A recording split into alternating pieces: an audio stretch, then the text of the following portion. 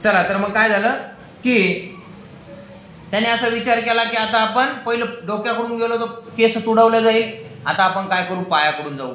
आणि याने पहिलाच विचार काय केला की आपण उलट झोपू, आता याने आपल्या पायाकडून जायला पाहिजे. दोघांचे विचार पुन्हा विरुद्ध झाले व तसे त्याने आत शिरण्याचा प्रयत्न केला असता देवलच्या मानेवर त्याचा पाय पडला. बघा, त्याला वाटलं आता आपण पायाकडून जाऊ, मानेवर काही पाय पडणार नाही. आणि देवल पुन्हा ओरडला. कोण असं ओरडला, कोणी मानेवर पाय दिला बाबा माझ्या? नारद, तू प्रथम माझ्या जटावर तुडवलं. रागावला तो नारदावर की प्रथम तू काय केलं, माझ्या जटा तुडवल्या आणि आता तू माझी मान तुडवत आहेस.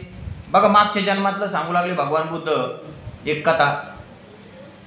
एक नारद होता आणि एक देवल. मग हा नारद आणि देवल, आता देवल गेला बाहेर आणि जेव्हा मध्ये येत होता पुन्हा जटा तुडवाव नाही म्हणून ते उलटा झोपला. कोण? नारद. हा, देवल उलटा झोपला आणि मग नारदाला असं वाटलं की आपण आता इकडून पायाकडून यावं, पण ते झालं असं की पुन्हा त्याच्या मानेवर पाय पडला. आणि मग हा खूप रागवला, मी तुला आता शाप देईल. बघा, यावर नारद गयावया करू लागला आणि माफी मागू लागला. नारद म्हणे जाऊ दे बा, माफ कर मला, झालं माझ्याकडून, चुकलं. मला वाटलं आता तुझ्या मानेवर पाय पडन म्हणून मी इकडून यायचा प्रयत्न केला, तू आता परत उलटा झोपला आणि मग असं झालं. नारद म्हणाला, महाराज दया करा. त्या संन्याशाला सोबतच्या, दया करा, माफ करा, मला काही शाप देऊ नका, मी दोषी नाही, मला माहित नव्हते की आपण अशा पद्धतीने दरवाजाकडे पौडला असेल. म्हणजे जागा परत बदलली म्हणून तुम्ही.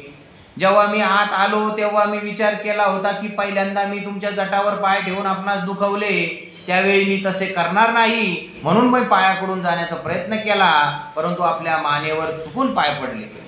माफी मागू लागला देवल, कृपया मला माफ करा, मी जाणून बुजून असे केले नाही.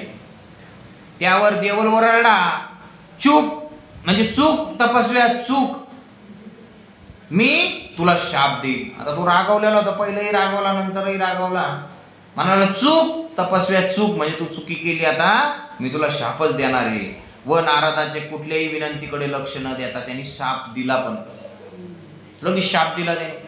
काय शाप दिला की जा, सूर्योदय होताच तुझ्या डोक्याचे 7 तुकडे होत, असं त्यांनी नारदाला शाप दिला.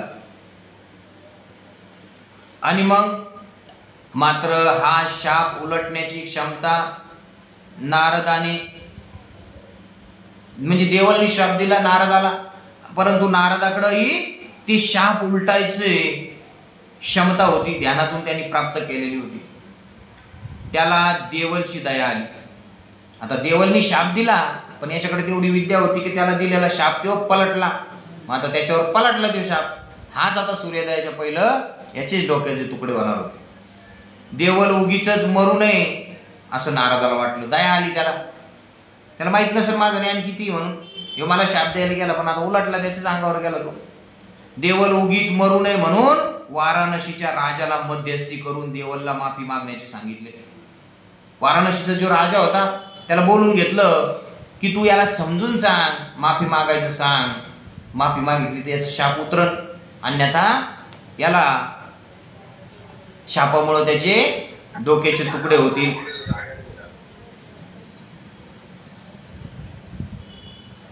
मध्यस्थी करून देवलला माफी मागण्याचे सांग असं त्या राजाला सांगितलं, परंतु त्याने ती नाकारली की मी काही माफी मागणार नाही. आता देवल होता जिद्दी. तरीही नारदाने तो शाप उलटण्यापूर्वी म्हणजे सूर्योदयापूर्वीच देवलला नदीत उडी मारून पळून जाण्याची संधी दिली व त्याचा जीव वाचवला. म्हणजे काहीतरी केलं असं की जेणेकरून देवल त्या नदीत उडी मारून निघून जावा, मग त्याला ती शाप लागणार नाही. बघा, मग असं घडलं.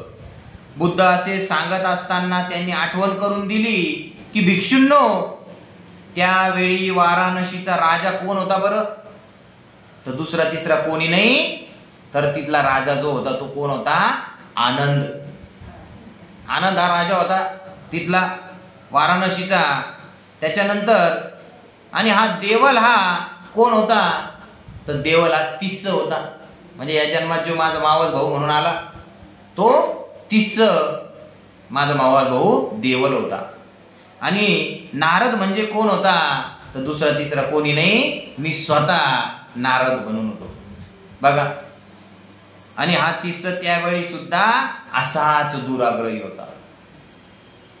म्हणून बुद्धांनी असा उपदेश केला की शत्रुत्वाचे विचार कोणी बाळगू नये आणि मैत्री भावनेनेच दुसऱ्याचे समाधान केले पाहिजे असे सांगून भगवंतांनी दोन्ही गाथा उच्चारल्या.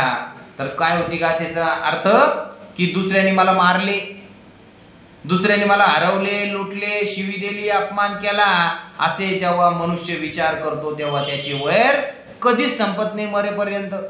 आणि मेल्यावरही पुढचा जन्म तसाच होतो त्या विकाराने. आणि जो याच्या विरुद्ध करतो की दुसऱ्याने मला मारले, हरवले, लुटले, शिवी दिली, अपमान केला, असा जेव्हा तो विसरून जातो की जाऊ दे बाबा, दिली असेल शिवी, विसरून जा, माफ करा याला, मोठं मन करून. जसं बघा देवलला नारदनी वारंवार माफ करायचा प्रयत्न केला. दोघं सारखेच संन्यासी तरी बी म्हणे महाराज माफ करा मला, वेळोवेळी माफी मागितली तरी देखील तो तसा करत नव्हता. म्हणजे त्या जन्मातही दुराग्रही होता आणि मग या जन्मातही तो तसाच जन्माला आला. एवढंच नाही, देवदत्ताच्या बद्दल भगवंतांनी सांगितलेलं वेगवेगळ्या जन्मात, यशोधराबद्दलही सांगितलं वेगवेगळ्या जन्मात की ही माझ्या संघाशी चांगली वागली वेगवेगळ्या जन्मात, माझी संगिनी राहिली, वेगवेगळे नातेवाईक मैत्रीण राहिली. असे म्हणजे आपण जे कॉन्टॅक्ट मध्ये असतो हे वेगवेगळ्या जन्मातही कॉन्टॅक्ट मध्ये राहतो, उगाच नाहीये असं भगवंत त्यावेळेस सांगायचे. आणि ती खरं आहे. तर अशा प्रकारे मग भगवंताने या गाथेतून कथेतून हे सांगितलेलं आहे की आपण कधीही वैर आणि वैर कधी नष्ट होत नाही. म्हणून आपण तिरस्कार ठेवू नये कोणाबद्दल, मन मोठं करून माफ केलं पाहिजे. कोणी कितीही वाईट बोललं, कोणी कितीही काही केलं तरी त्याला माफ करून दिलं पाहिजे. कारण वैर आणि वैर कधी नष्ट होत नाही.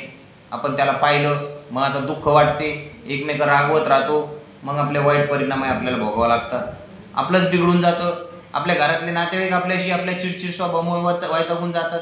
ते बाहेरचं टेन्शन आपण घरात काढतो.